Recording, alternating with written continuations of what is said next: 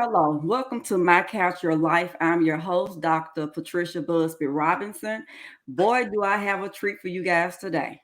We're talking about grief, and I'm so pleased to have these two young ladies with me that have experienced that. Their strength is tremendous on what they will be sharing with us today regarding grief. For grief is universal. Universal. Everyone will have at least one encounter with this thing we call grief. It may be from a death of a loved one. It may be from a loss of a job. It may be at the end of a relationship.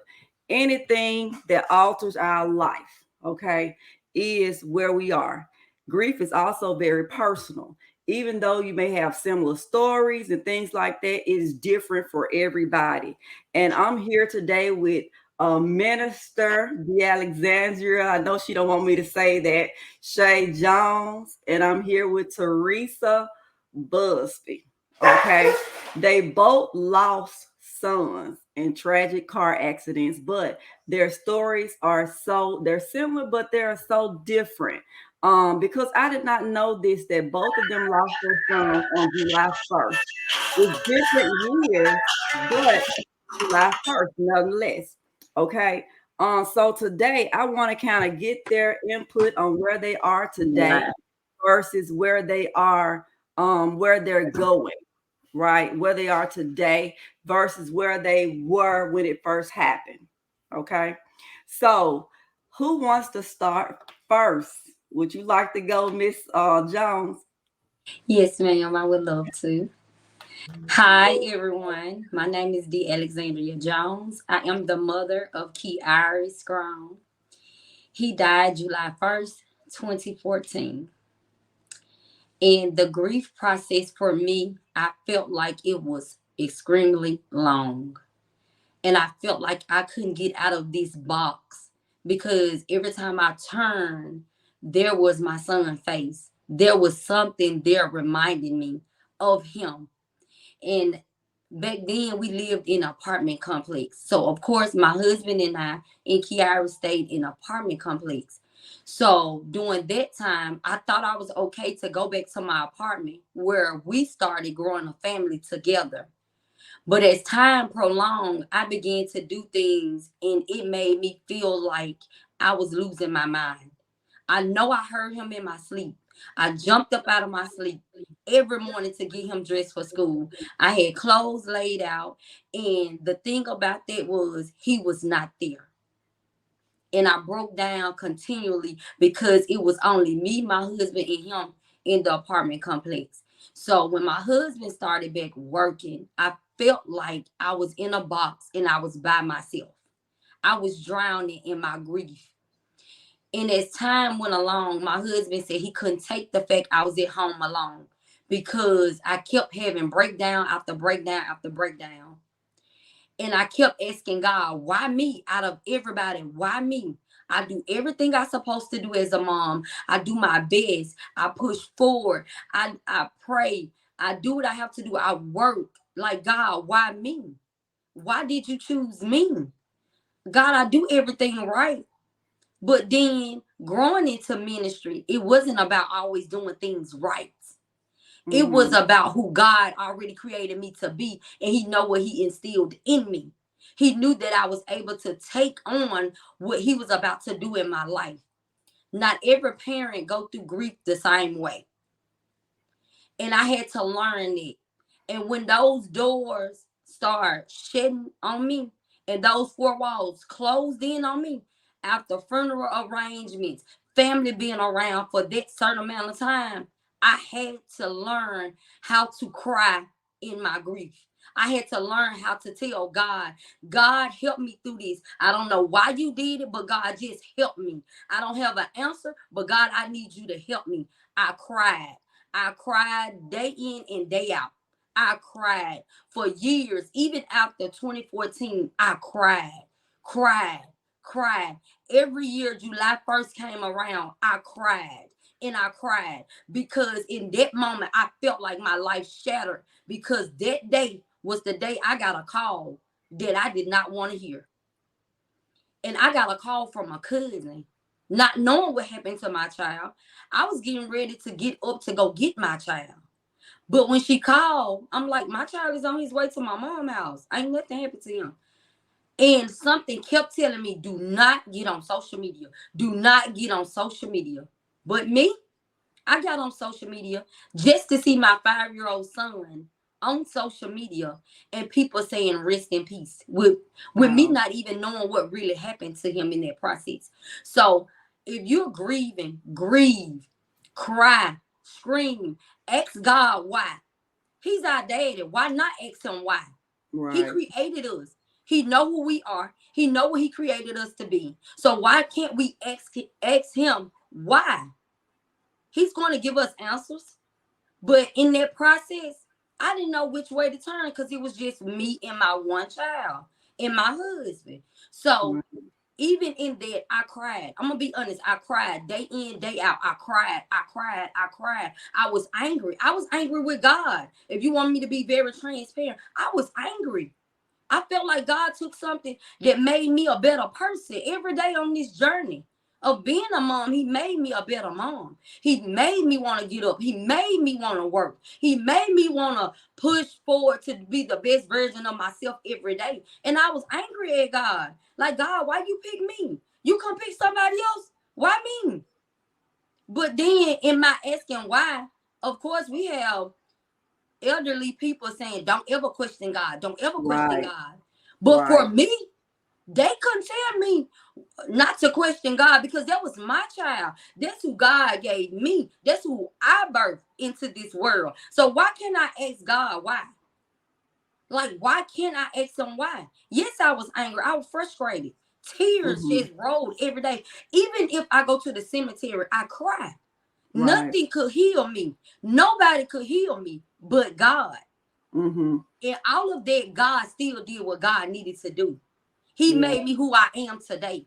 And because of that, I'm a healed woman. I'm a powerful woman. I am a woman of God. I'm a woman in ministry. I have a husband. I was able to birth 2 more children. And I Yes. have to love them in spite of, I have to love them beyond what I feel or what I think. They even show me how to love them.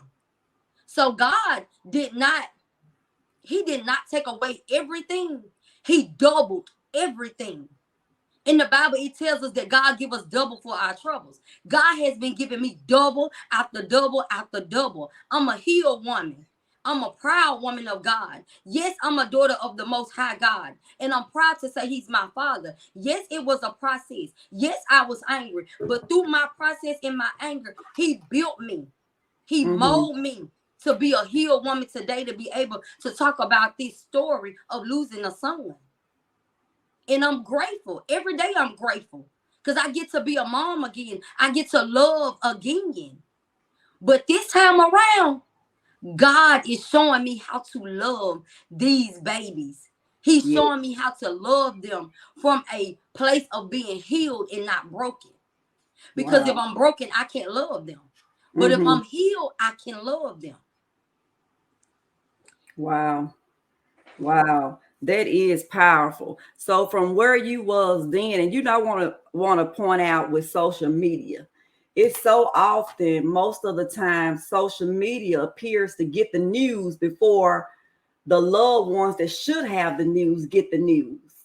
And it is important for us to kind of, for anybody that's on social media, and use that platform, I want us to start being cognizant and conscious of us putting stuff on social media when someone else's loved one has died, being sensitive of where they are at that time, Mhm. because you don't know where a person is at that time, and you just go posting it on social media, not understanding that this is somebody's child. They may not even have had the news. And Mhm. you're sharing it. And I understand you may be hurting, but be sensitive to that knowledge of the family that's going through it, that actually going through it. Like you said, you had to get on social media and there you go, just bombarded with these things about your child before somebody has even came and told you what has happened. So from that time and all those emotions that you were going through, and anger is part of the grief process.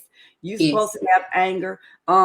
You're supposed to be in denial. All of those are part of the 5 stages of grief. And what I want to point out is that none of that have to be like you got to hit every stage. Like, okay, they said denial first, then anger, then no, it's not one size fits all. Like I said, everybody go different. You may get angry 1st. Mm-hmm. You may skip the the part where, okay, let's come into some resolve about it, because ain't gonna be no resolve, right? You may Right. skip the bargaining part, right? You may just skip that and go straight into anger and hit depression. Then you may come back to bargaining. Oh God, do this, do that. You know how we go into things, Lord, if you do this, I'll do this if you do that, Mm-hmm. Mm-hmm. and go to bargaining. So you don't have to go through all those stages, like first denial, anger, bargaining, depression, and acceptance. When those stages came about, she did not create that for everybody to feel like you hit everything, right? So from that ball of emotion that you were feeling when you got the news, you say you're a healed woman now. I want you to speak on how you got there to where you are today, because I tell people all the time, it will be times where you may cry. You thinking you okay about it, but holidays come, you cry, or you hear a Mm-hmm. song that they may like, you get emotional about it, and that's okay. That doesn't mean you haven't made progress, Mm-hmm.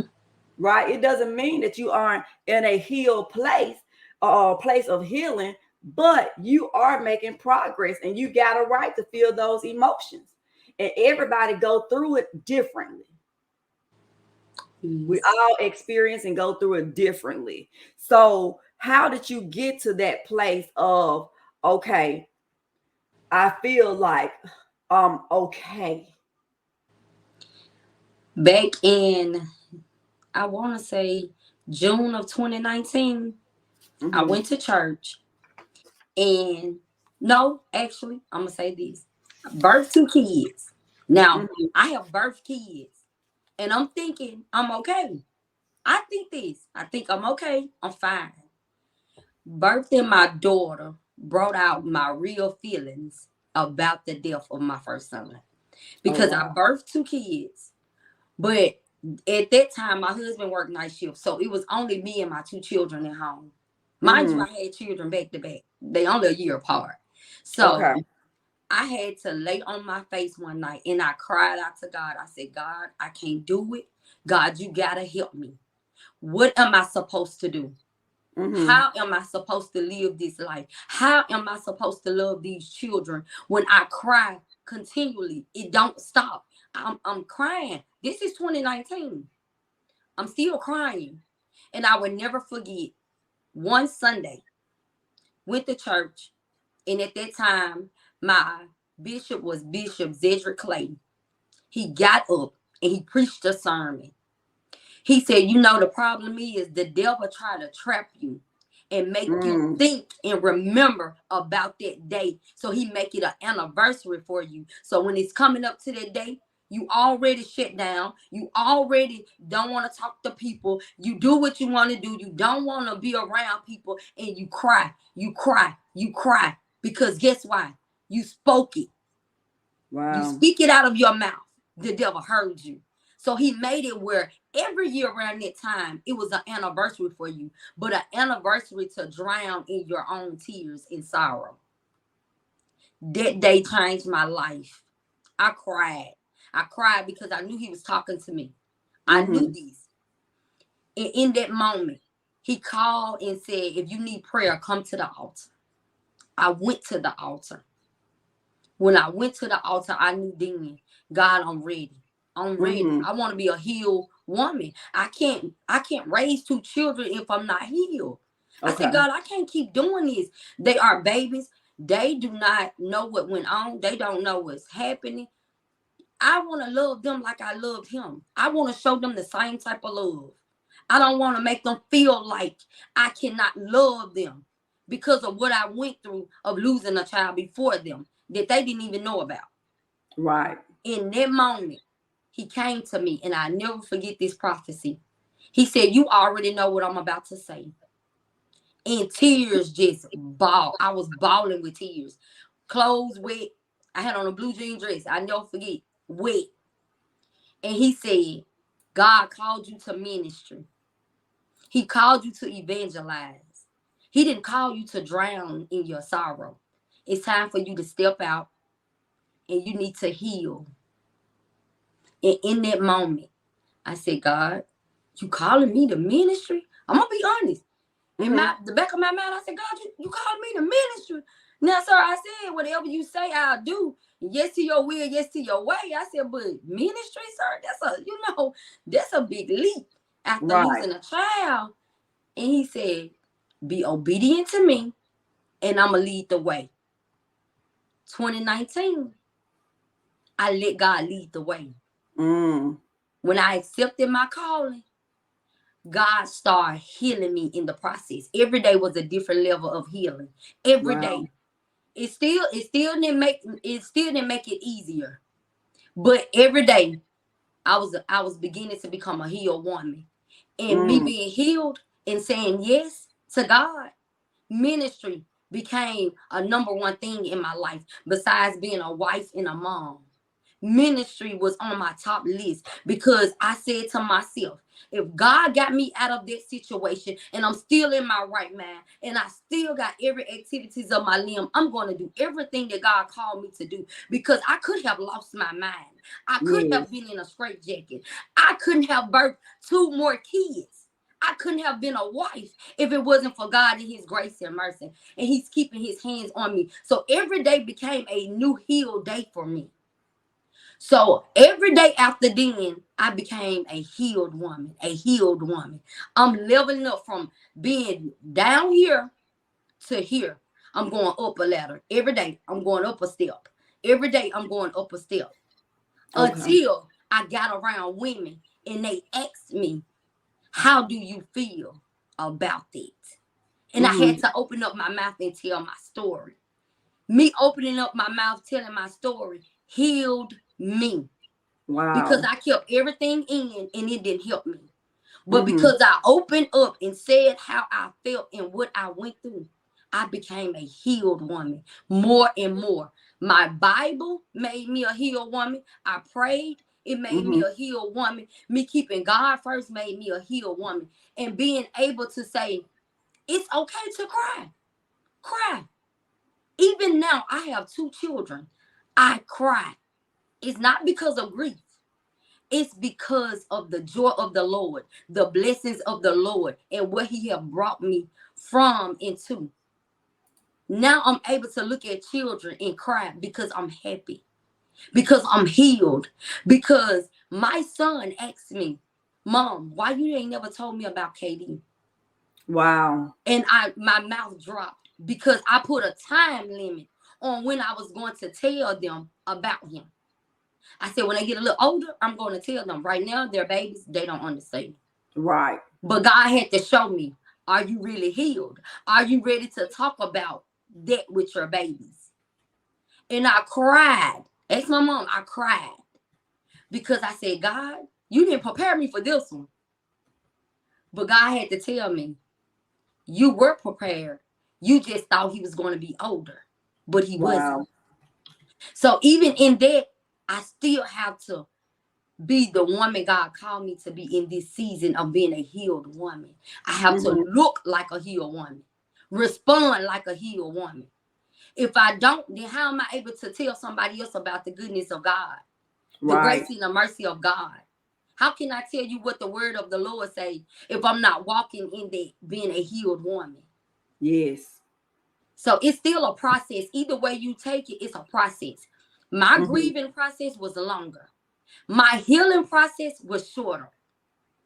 So even in that, I'm grateful. I'm grateful for both processes because it's still building me. Because grief can be anything. It can be more than a child's death. It can be church hurt. It can be friend hurt, family member hurt. Any little thing is grief. Job hurt. It can happen. So grieving is grieving. But you have to grieve in order to heal. Don't let nobody tell you you ain't got to do all that. Yes, you do. Yes, you do. If you got to bust down the church doors to get what you need, get there. Lay on that altar every Sunday until God start muscling you up to be what he needs you to be. Let God know how you feel. Don't nobody know how you feel but God. But God Right. want to hear you say how you feel and what you're thinking. Tell God. He already know, but you just need to open up your mouth and see.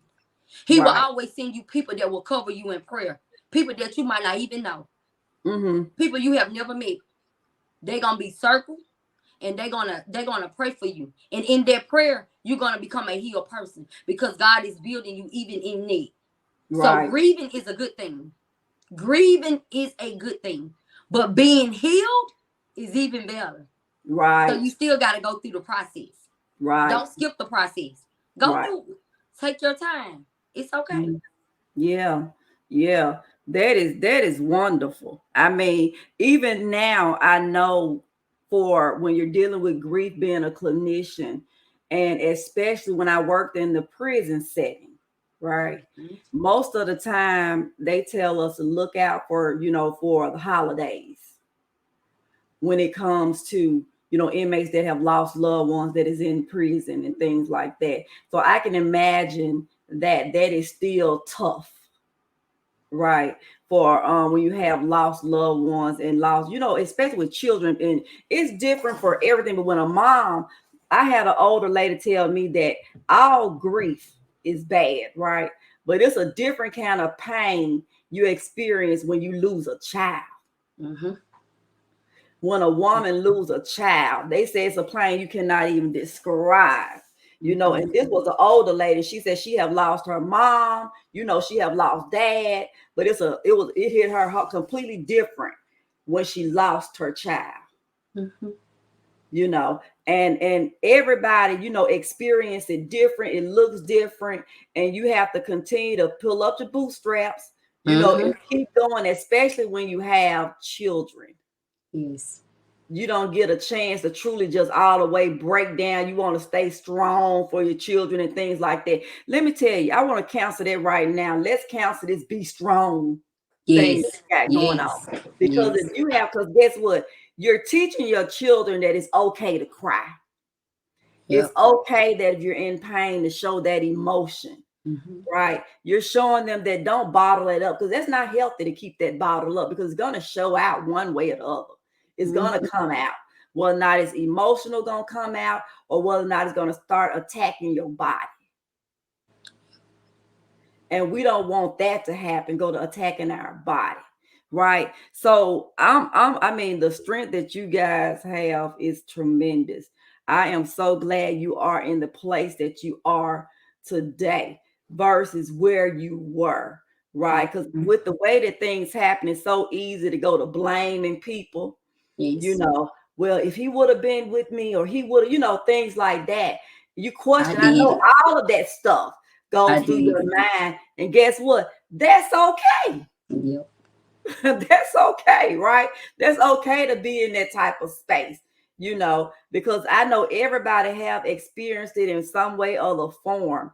And my Mm-hmm. first time really experiencing grief for me was when my grandmother died. And I was in college. I was at Delta State at the time. And my grandmother on my dad's side died. And I tell you, when she died, it happened during the time of Thanksgiving, before Thanksgiving break. And I was going to school, but I wasn't going to school, if that makes sense. I was going every day, but my mind wasn't there. My Mm-hmm. focus wasn't there. I was just existing. And I can admit that that's where I was. I was literally existing. And you know what? My grades showed it. But I literally was just existing. But that was the first Mm-hmm. person really close to me that had died. And it really took a big strain on me. So I know exactly where you are. And then that enemy tried to show itself again when I was able to go back to school and everything. I started, in the summertime on going to school, and because Teresa Busby, if you guys don't know, is my sister. And during that time when the incident happened with my nephew, he died on July 1st, like I was telling you, Ms. Jones. And I literally had to go to school the next day. I had to go sit in somebody's classroom the next day after that happened. So I didn't have time to even process, Mm-hmm. what happened. And I'm old enough and mature enough to admit that. Right? Because life didn't stop. If I would not have went in summer school, if anybody been to college, short. If you miss a day out of there, you might as well go and drop the class. So I had to push through to make it, but it was difficult. It was a difficult process. So Miss Teresa, I want you to share with the people your story, where you were when it happened, the emotions that you felt, where you emotionally were then and where you are today. You're muted, love.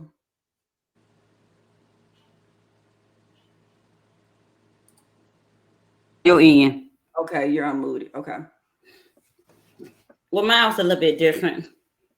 I always say I had it's a counter from God.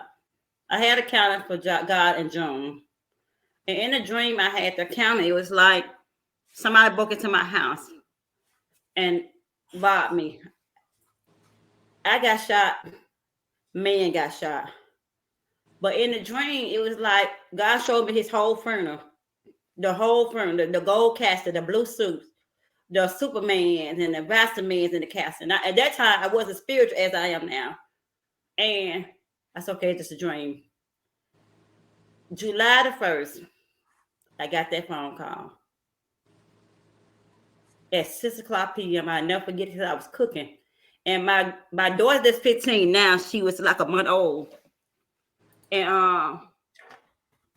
I just couldn't understand why the daddy didn't call me. But my uncle called me. Bill was the one that called me and said, "Toot, Andrew didn't want to call and tell you that man died." And I was like, "Man, y'all playing. Man, that boy playing. Man died." But before that, June the 30th, I called my baby. June 29th. Let's go back to June 29th. When he went to my grandma's house, which is my mama. And my grandma had baked a cake. And she said, she called him Bozo. And he said, "Grandma, give him a piece of that cake." And she said, "Bozo, I'm gonna bake you something stunning." And at that time, he was 7. And he smiled at her. He looked back. He said, "Son, it's gonna be too late." And I'm like, "What?" He said, "Son, it's gonna be too late." Not knowing that he was speaking what God had already confirmed to him. Mm-hmm. And so June 29th, I called him. He was at his dad's house. And I said, "Man," I said, "I'm gonna be over there July the 1st to bring you some fireworks for you and your sister." And he said, "Mom," he said, "I always remember I love you." He said, "Don't never forget that I doesn't love you. And you take care of my sister," which is Jayla now, because she was a baby then. Mm-hmm. And I hung the phone up, and then I called her daddy back. I said, "Did you just hear what man said?" He said, "Oh, he just talking." I said, "Nah, man talking like he's gonna leave." And July the 1st, I got that phone call and saying that he was gone at 6:00 p.m. I was cooking. I had forgot about my baby. I had left JJ at home. I was trying to get to the railroad track. Wow. I was trying to get there and see what that phone call really real. Wow. And I called my mom. I said, "Mom," they said, man just got killed." And she said, "Where you at?" I said, "I'm in the middle of the highway. I'm waiting on you. I'll be in the middle of the road, or I'll be waiting on you." Wow. And we got there at the railroad track. And I just couldn't believe it. Sometimes you could take stuff and you be like, Mm-hmm. is it really true? Right. Is it really sinking in? Well, until you get to that scene and you see that. And I just thank God that I'm not where I was back then. I'm stronger now. Amen. It wasn't easy then because I stayed at my mom's house after all that happened. My mom bought me this book one of her friends gave her about healing from grief. And you know me, I took the book and just laid it down there because right then I was asking God, how can you bless me with a child and take a child from me? Oof. Wow. Okay. How can you let me celebrate his birthday and knowing he was leaving? Wow. And to this day, I still can't find them pictures of his birthday at 7 years old.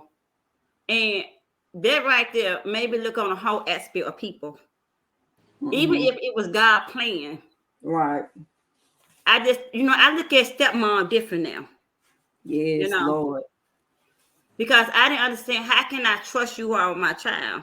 And to me, at that point, I just thought that, well, maybe my child, you didn't love my child the way you said you love him.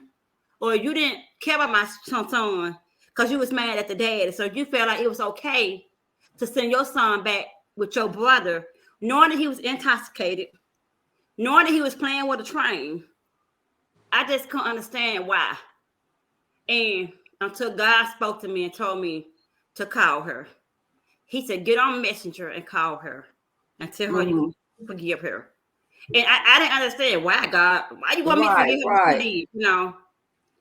And I understood then that forgiveness wasn't for her. It was for God to use me. Right. And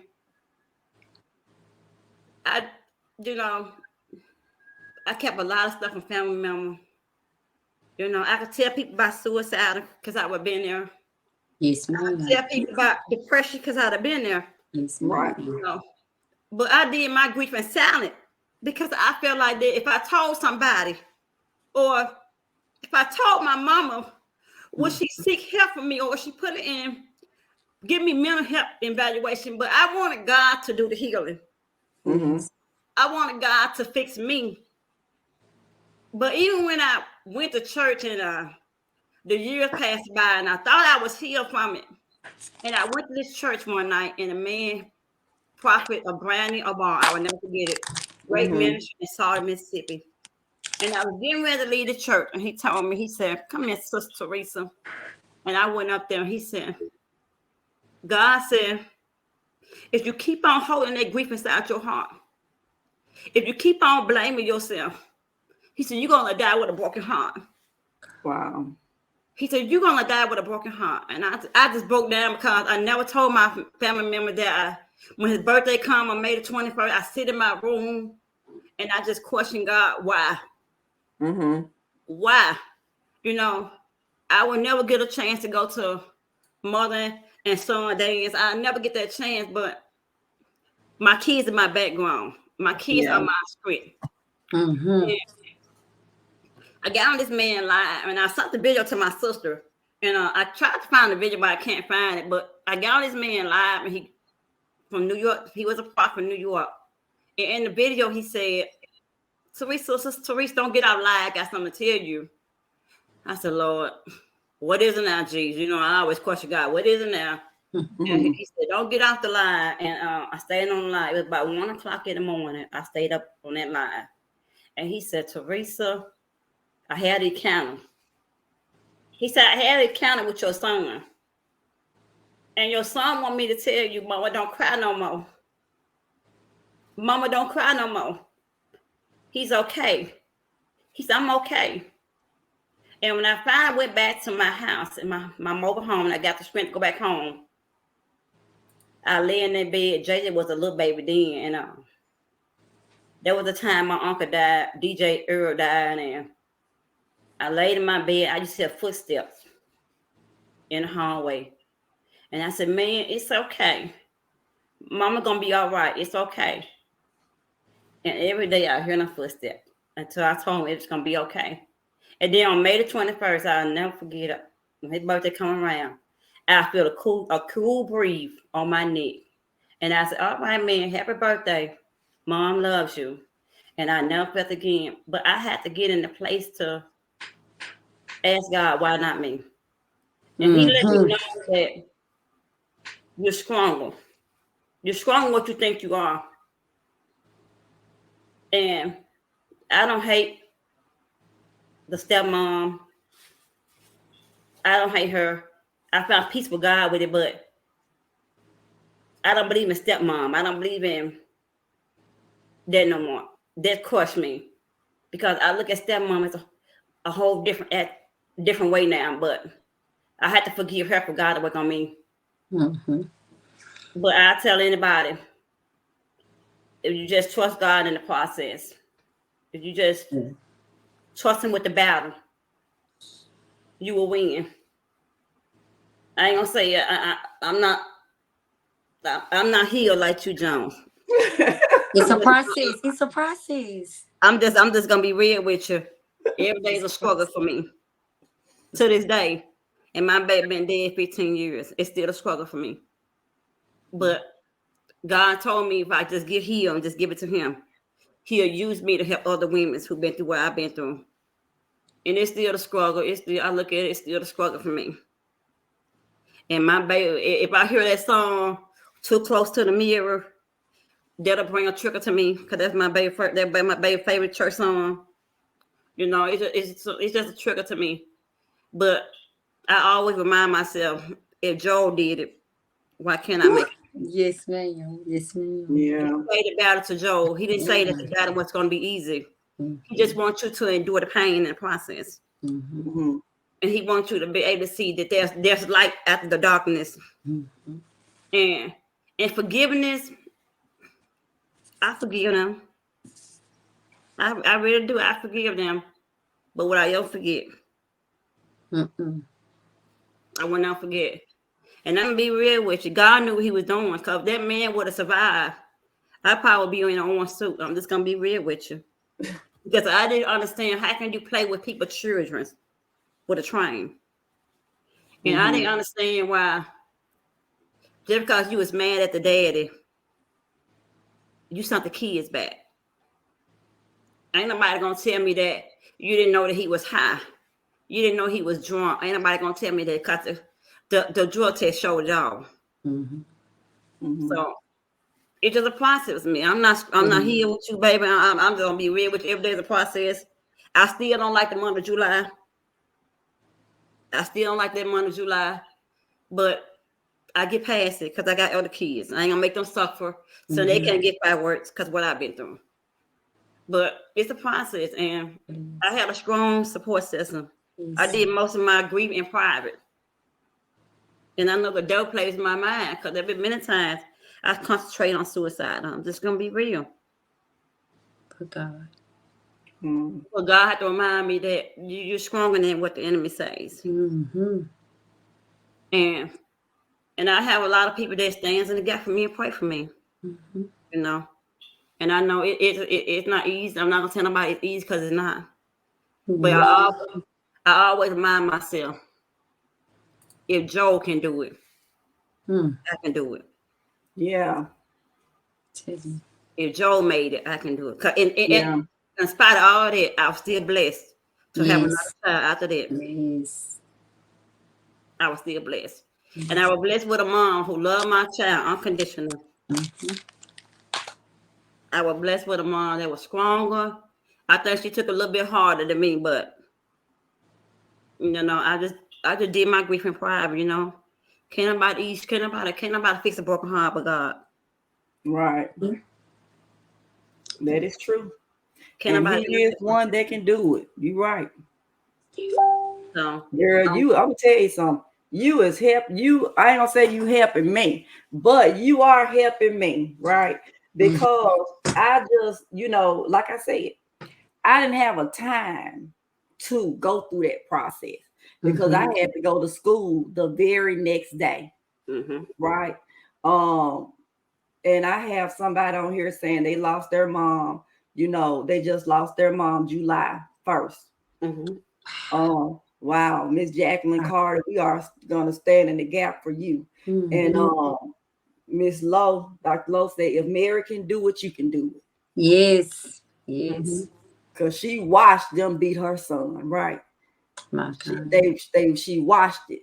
So I mean, but grief is not linear. So even though I want the people to understand that even though you two have similar stories, right? There's a lot of similarities there that both of you guys process is different. Right? You at a place, Miss Jones, that Miss Busby ain't there. Right. She ain't there yet. Not saying that she won't get there, but today she's not there. And that's okay. Right? That is okay to be. But we got to also allow people the space. Oh. We got to allow people the space to grieve at their own pace and how they choose to do so. Mm-hmm. Right? Like she said, it's been 15 years. And can't nobody say, well, girl, it's been 15 years. You still, yes, I'm still there. And you shouldn't be ashamed to be there. Mm-hmm. Because everybody grief is different. Everybody go through things different. You know, Miss Robinson said this is helping her today and everything. And I'm telling you, it is helping me. Because like I said, I never did get the chance to even go to that place that I needed, because I had to go straight to school. Mm-hmm. Mm-hmm. You know, I couldn't even, I had to go straight to class, you know, after that. And I still have sight of seeing him because I just couldn't believe it. And I'm gonna tell you, Darren, my she's like family, but my sister's one of my sister's mom, she literally had to get me, because I'm gonna be honest with you, I was going over there to beat the girl up. I was just seeing red, you know, but that was the place I was in. And I can be honest with that, because I had heard she had sent, so I heard the stories. It's not to bash anybody, but I'm just telling you where I was emotionally. Mm-hmm. You know, that's where I was emotionally. That's the reality of it, you know, and everybody experiences it different. You know, like she said, she still goes through the place of having an emotional roller. She's still on that roller coaster, deep in the emotion, right? You in the emotion, Miss Jones, but you a little more clear. You know, you seeing a little more clear than she is, right? So both of you guys' stories are similar, and you guys lost your children at young age, 5 and 7. And you're both doing it different. And that's okay. So if don't anybody get anything from today, I want them to get that, hey, it's okay to be with whatever space you're in right now. Don't make no excuses for it. You don't owe anybody anything, because after the funeral and after the repast, you left alone to deal. You left alone to deal. And you have to do that in the best way that you can. Right? My only thing that I tell people that go through this is don't create another problem for yourself. Cry if you have to. Holler, scream. But don't resort to drugs and alcohol. And then now you done put another problem on top of this problem, because it's only masking what's going on. Right? It's not solving it. You're only prolonging what you need to feel. Yeah.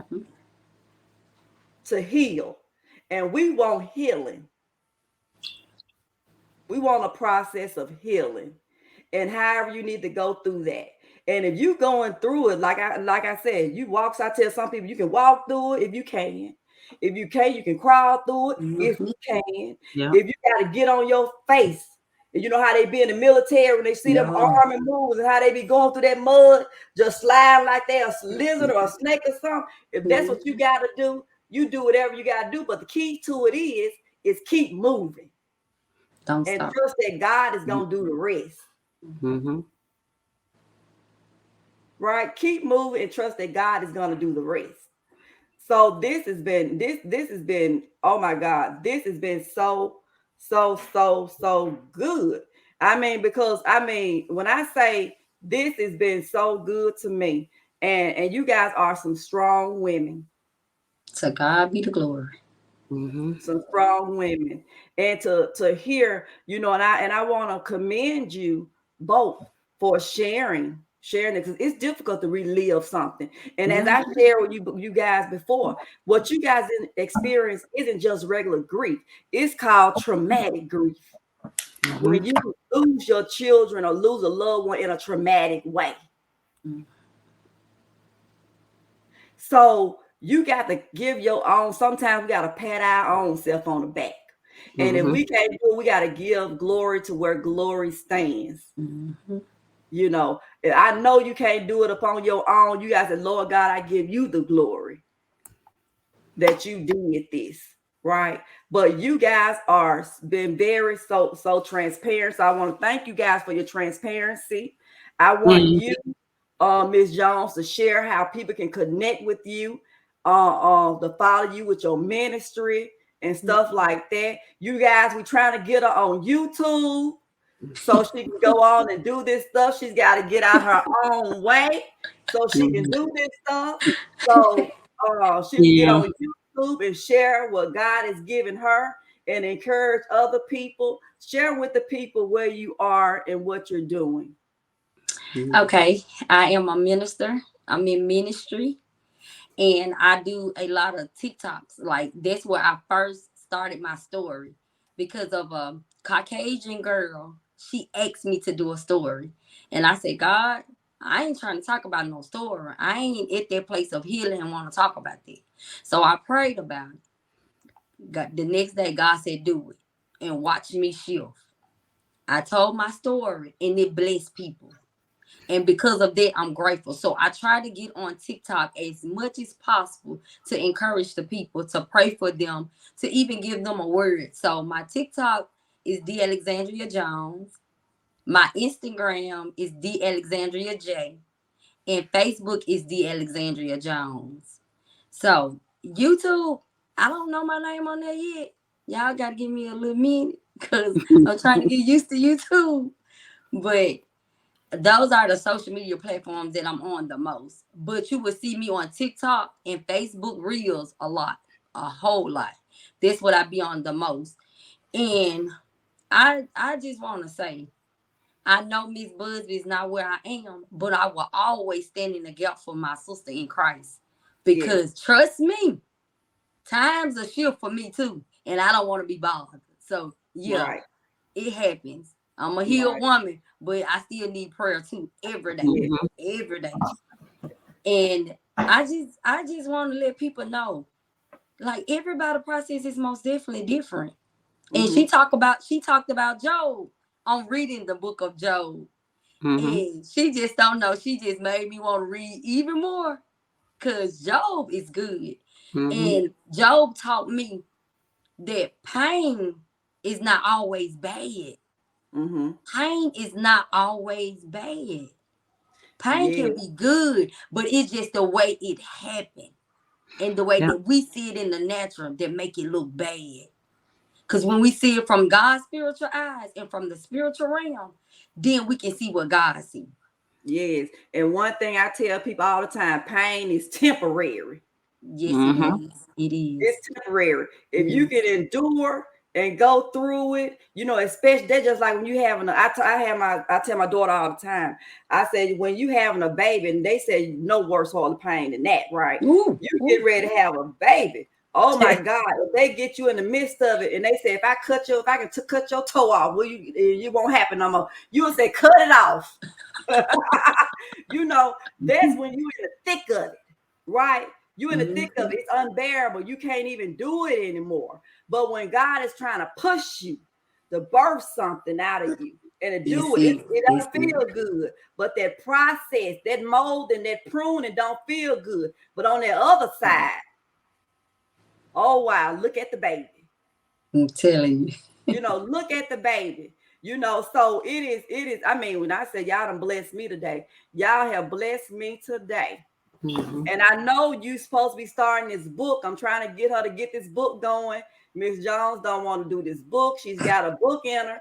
She don't want to go ahead and do that. So we're going to pray for her to God give her the strength to go ahead and birth that book and some other stuff that she's working on that we're going to make sure and pray that God bring it to fruition. Yes, please. For her. Okay. Teresa, what do you have going on, Miss Busby? Now I know she have a book she's been writing on since forever and a day. Let me find the name to it. I got a picture. It's called A Shadow of a Mother Broken Pieces.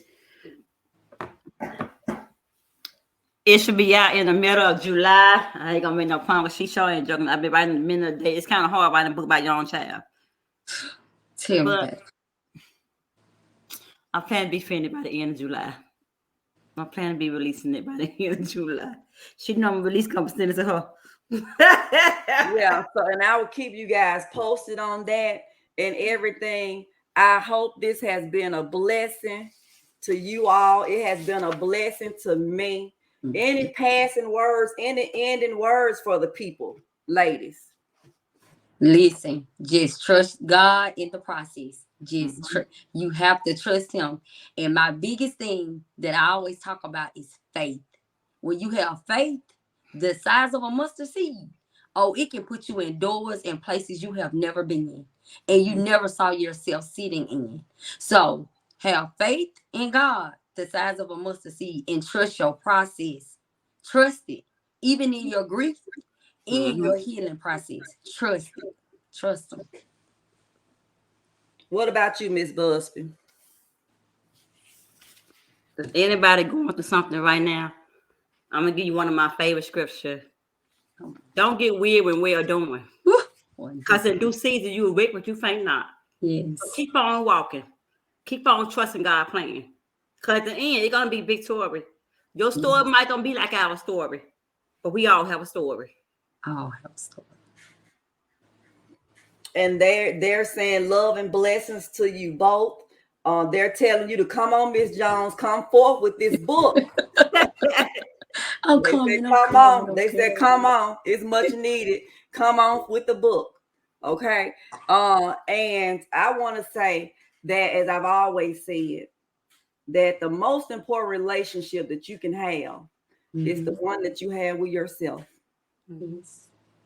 How you love yourself, how you show up for yourself, how you get into a place of who you are. Yes. Right. And even though you guys are part of your identity, I always ask people, who are you? And they go to read, going out these titles. I'm a mom, I'm a doctor, I'm a lawyer, I'm this, that, and third. But that's not who you are to the core. Right. They are roles that you have. And who you are in Christ got to rise up when trouble comes. Because me being a counselor ain't gonna help me with no trouble. It ain't gonna help me. But knowing who you are and whose you are does matter. This has been good to me. I pray it's been good to everybody else. And I am ending on, y'all are some phenomenal women. Y'all are some strong women. And I want the people to know that if you are experiencing grief, go through your process at your own pace. Give yourself permission to cry. Give yourself permission to be whatever emotions come up for you. Give yourself permission to feel that, to be in that. But one thing about it, I challenge you to keep moving forward. Yep. Thank you all and blessings. God See bless you you. next time. Bye-bye.